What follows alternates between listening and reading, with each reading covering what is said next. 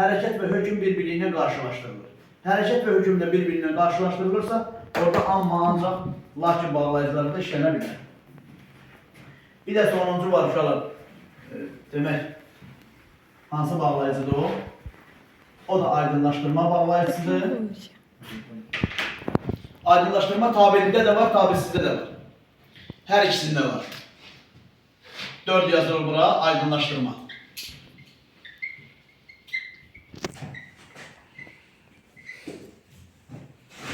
Cəmi 2 dənə bağlayıcıdır.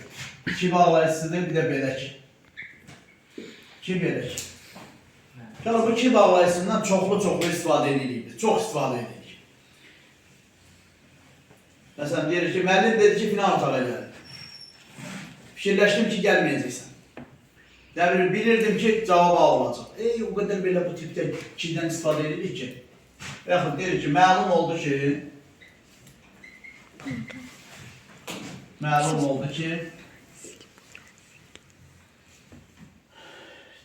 demək,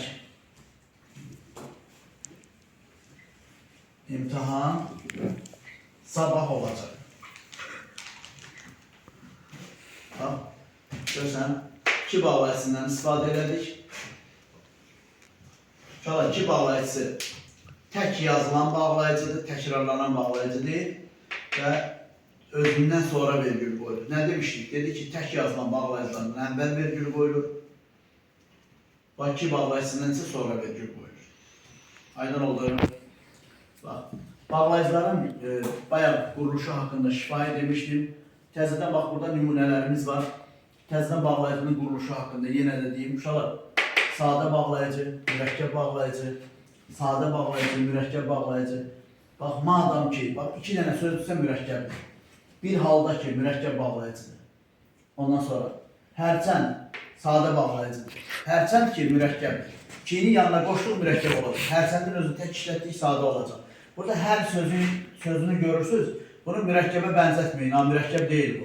Çənd sözü yoxdur dilimizdə. Çənd sözü fars sözüdür. Neçə deməkdir, neçə. Amma hər sözü fars dilində, çənd sözü başqa dildədir də, başa düşürüz.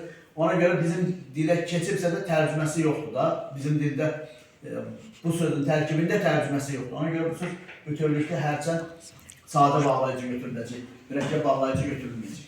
Yaxşı, bugünlük bu qədər.